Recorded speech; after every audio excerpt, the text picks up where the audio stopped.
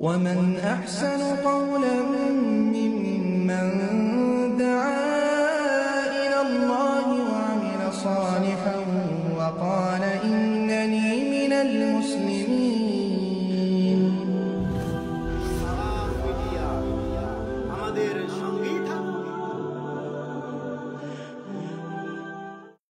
জি, ওয়ালাইকুম আসসালাম রহমতুল্লাহি ওয়া বারাকাতুহু। আলহামদুলিল্লাহ, আলহামদুলিল্লাহি ওয়াসসালাতু ওয়াসসালামু আলা রাসূলিল্লাহ, আম্মা বা'দ। আলহামদুলিল্লাহ।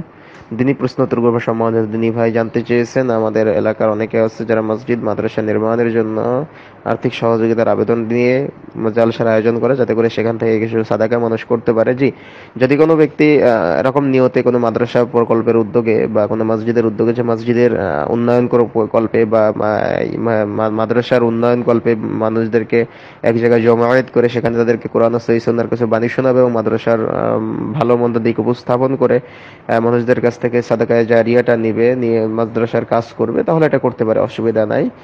আর আমরা এগুলোর জন্য দোয়া করি, আল্লাহ রাব্বুল আলামিন সবাইকে সহিহ সুন্নাহর বুঝগুলো দান করুন।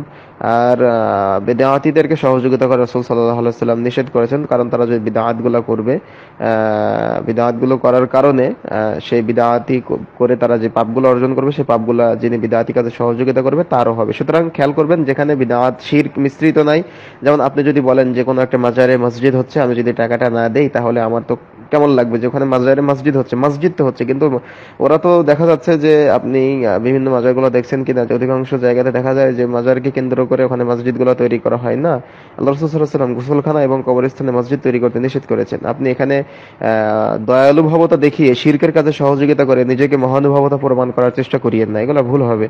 আশা করি বিষয়টা ক্লিয়ার হয়েছে। আসসালামু আলাইকুম ওয়া রাহমাতুল্লাহি ওয়া বারাকাতুহু।